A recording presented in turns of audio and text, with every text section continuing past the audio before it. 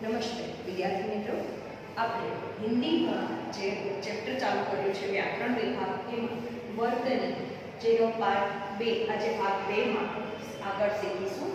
આપણે આના પહેલાના વિડીયો દ્વારા જે વર્ણ વર્તની એટલે શું, વર્તની ઇંગ્લિશમાં જે ઇંગ્લિશ સ્પેલિંગ કહે છે, ઉર્દુમાં જે કહે છે એવી રીતે આપણે હિન્દીમાં વર્તની કહીએ છીએ.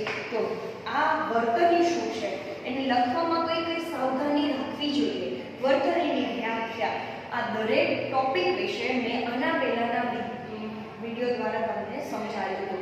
અનુસ્વાર બિંદુ ક્યાં આવે, પછી તમને અર્ધચંદ્ર બિંદુ ક્યાં આવે, એનો ઉચ્ચાર કેવી રીતે થાય, આ દરેક વસ્તુ વિશે તમે સમજી ગયા છો.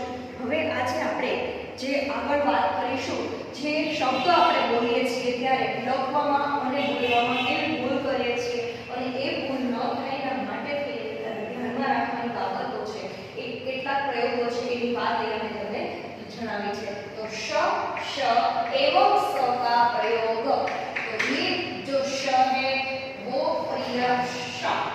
श के रूप में यहाँ पर हमको पाया जाता है, इसीलिए उसको जो उच्चार करते हैं इसको किस तरह से हम प्रयोग करते हैं वो बात यहाँ पर हमको जाननी चाहिए. तो यदि किसी शब्द में स हो और उसके पहले और या आ हो तो स नहीं बदलता. यहाँ पर ध्यान से देखना, अगर अ और आ का उससे पहले आता है तो स ही रहता है. जिस तरह से द स, तो यहाँ पर अ का उच्चारण हुआ, पास तो आ का उच्चारण हुआ, तो उसके बाद आया हुआ स है वो स ही रहता है, उसमें कोई फेरफार नहीं होता. और उसके बाद हम देखें कि अ और आ से भिन्न स्वर श का प्रयोग किस तरह से करते हैं. यहाँ पर हमने देखा कि यदि किसी शब्द में स और अ और आ से पहले उसका उच्चार होता है तब बाद वाला जो स है वो श नहीं बनता और स ही रहता है. तो उसी हिसाब से देखें कि पास, घास, इतिहास, विश्वास, तो ये हर एक शब्दों में स से पहले अ और आ का उच्चारण होता है, इसलिए स का स ही रहता है. लेकिन यदि अ और आ से भिन्न स्वर रहे तो श का प्रयोग होता है. जिस तरह से हम देखें कि प्रेषित ये हुए तो यहाँ पर स का श हो गया. आकर्षित तो यहाँ पर भी श हो गया. विषम ई की मात्रा आई तो श हो गया. भूषण उ की मात्रा आई श हो गया.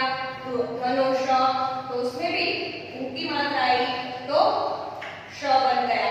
तो यहाँ पर उसके आगे हम देखें कि भ वर्ग के पूर्व श का प्रयोग कैसे होता है. तो क्लिष्ट, विशिष्ट, नष्ट, कष्ट, भ्रष्ट, जिस तरह से ह आता है उससे पहले जो श का प्रयोग होता है, जैसे कि क्लिष्ट ह है, इसमें विशेष ह है, तो कष्ट, इसी तरह से भ्रष्ट, तो यहाँ पर श का उपयोग होता है.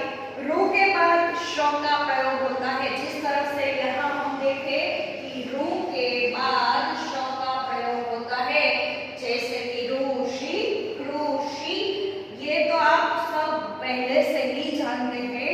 तो कृषक, तृषित, ऋषभ, तो ये सब रू के बाद जो श लिखा जाता है वो यह श का प्रयोग होता है. तो आगे देखें कि च वर्ग रहने पर श का प्रयोग होता है. च वर्ग रहते हैं तो यहाँ पर कौन सा प्रयोग रहता है कि श बन जाता है. जैसे कि निश्चित, निश्चय, निश्चल आदि वो श के रूप में है, इसलिए उसका जो च के आगे श आता है वो यह जो हम बोलते हैं ना यह शब्द में आता है. इसी तरह यदि श एवं श दोनों साथ हो तो श फिर, लेकिन ये वाला श है वो पहले आता है और इसके बाद ये वाला श आता है. तो इसमें हम देखें कई उदाहरण है, जिस तरह से विश्व, शेष,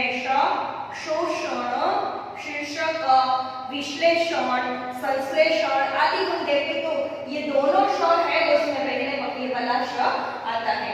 बाद में देखिए क ख ग झ, क ख ग घ ङ और फ का प्रयोग किस तरह से होता है।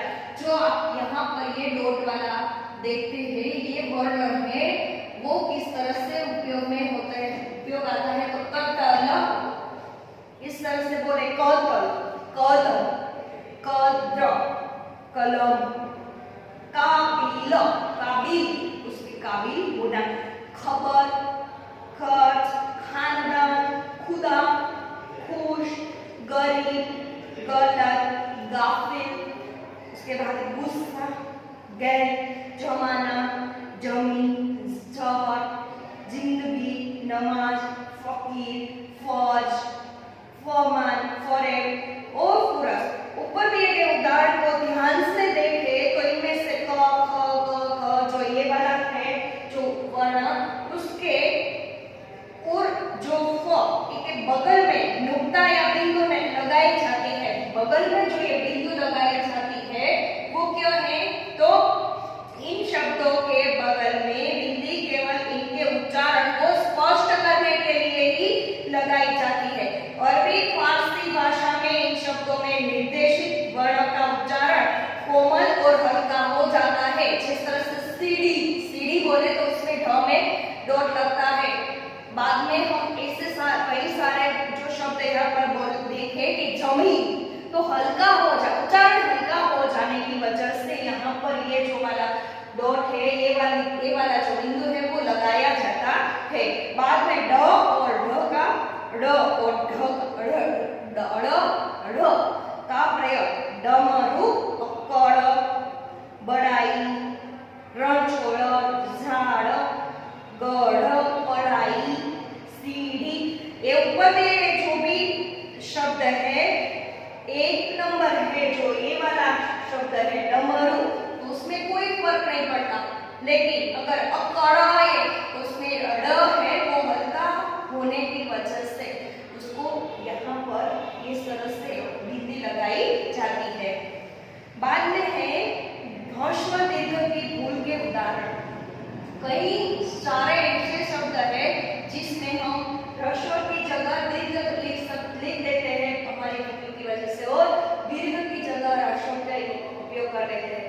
ऐसे शुद्ध और अशुद्ध वाक्यों में हम देखें कि ऐसे बात आपको याद रखनी है। दोनों ऑप्शन कभी कभी शब्द के शुरू में भी लिखे जा सकते हैं और दोनों ऐसी कई भूल होती है कि हम ह्रस्व की जगह दीर्घ लिखते हैं। तो ये जो वाला जो यहाँ पर उदाहरण है वो छोटी ई वाला, छोटी ई की मात्रा है जिस तरह से यहाँ इस चिन्ह का उपयोग किया जाता है छोटी वाली, और ये है बड़ी वाली उसको हम पीछे वाली इस तरह से डंडी खींचती हुई देखते हैं।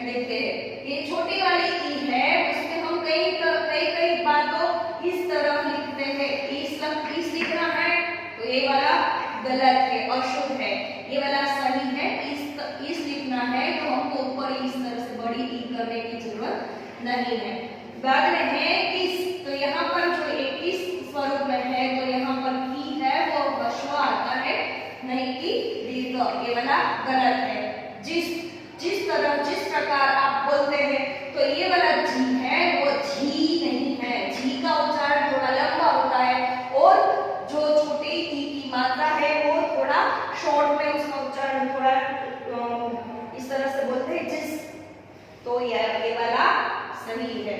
फिर तो ये वाला गलत है, अशुद्ध है, ये वाला सही है, शुद्ध स्वरूप में है। तो ये कई सारे यहाँ पर भी ऐसे उदाहरण के तौर पर देखे, चाहिए चाहिए, निकट निकट, कोशिश कोशिश, गिरना तो गिरना, कठिनाई कठिनाई नहीं होता, कठी है जो उसमें है लंबा चौड़ा नहीं आता, उसमें जो कठी वो ये वाला शब्द में बोला जाता है।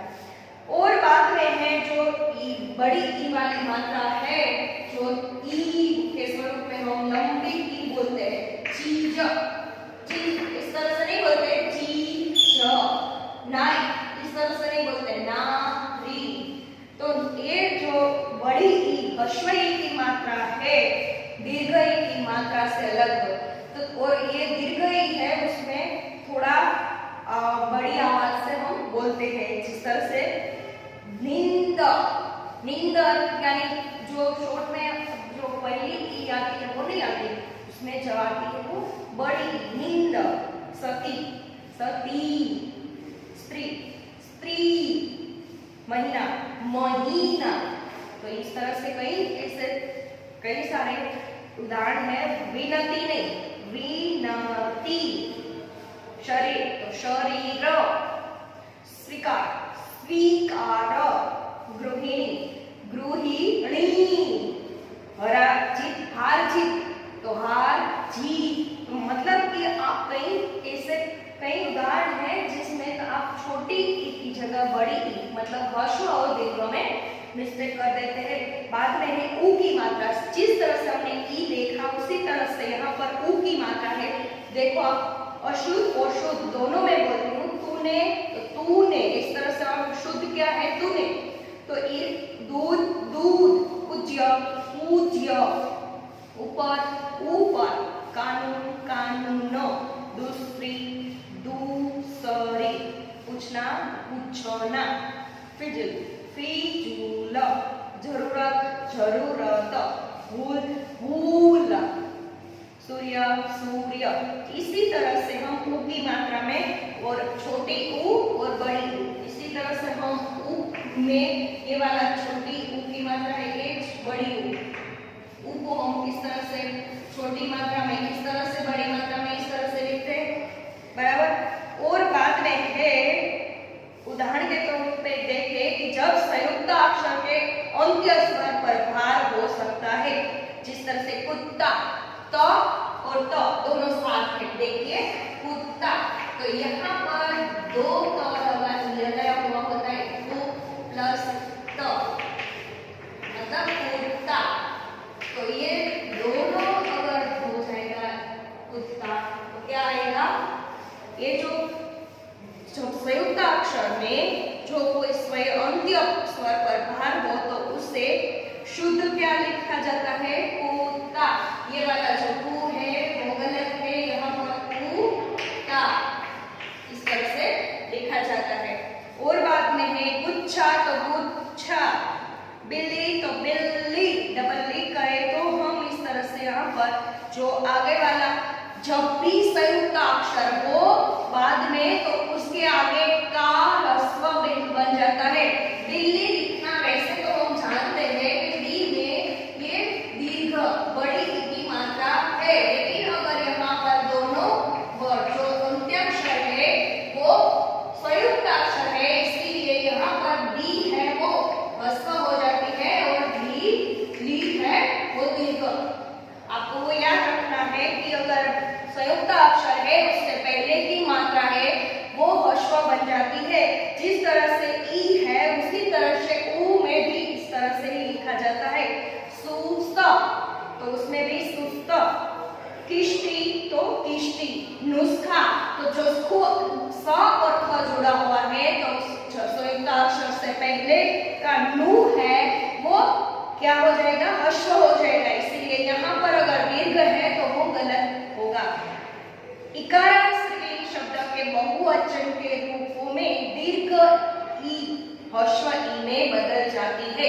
इकारांत मतलब बार बार, जो थालियां, थालियां तो उसमें जो ली है ई की मात्रा है वो ह्रस्व हो गई।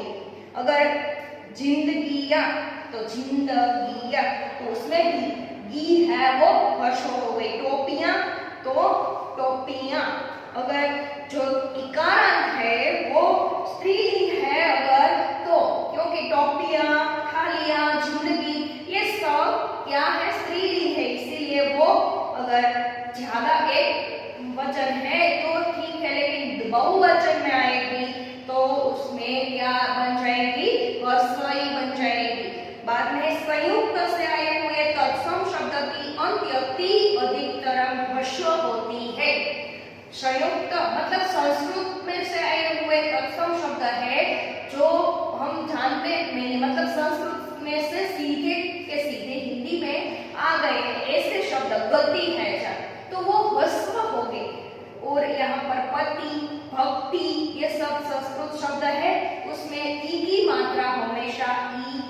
ह्रस्व ई की होगी।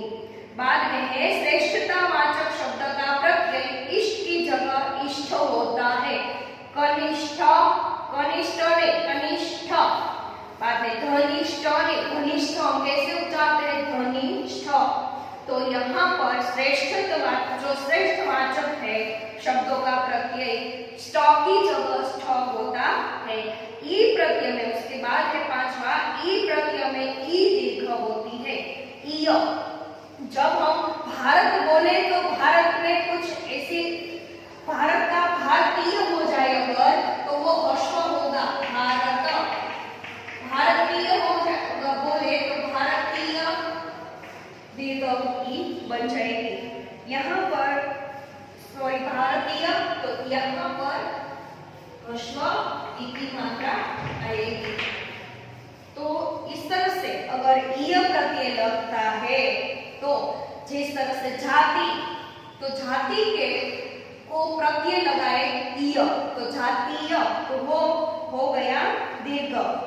उसी तरह से प्रांतीय, तो प्रांतीय है, भारतीय है, तो भारतीय में से भारतीय करना है तो यह वाला भारतीय दीर्घ हो जाएगा। ईय प्रत्यय लगाएंगे तब वो दीर्घ ई लगाना है। और देखिए राजकीय, राजकीय, देशीय तो देशीय, वर्षीय, तो यहाँ पर वो बात है। सामान्यतः इक प्रत्यय लगाना, अगर इक लगाना है तो ई ह्रस्व होता है। औद्योगिक, स्वाभाविक, ऐच्छिक, दैनिक, नैतिक, इसी तरह सामान्यतः इन प्रत्यय, अगर इन प्रत्यय लगाते हैं तो ई है वो दीर्घ होता है। और वाची, प्राचीन, नवीन, इन प्रत्यय लगता है, इसलिए यहाँ पर इन प्रत्यय में दीर्घ की मात्रा आती है। प्राचीन, कुलीन, स्वाधीन आदि प्रत्यय संबंधी भूले। बाद में है अशुद्ध और शुद्ध में प्रत्यय संबंधी, तो उत्कृष्ट, उत्कृष्टता, तो उसमें से उत्कृष्ट जो शुद्ध है। औदार्यता, तो औदार्य या तो उदार का वो शुद्ध स्वरूप है।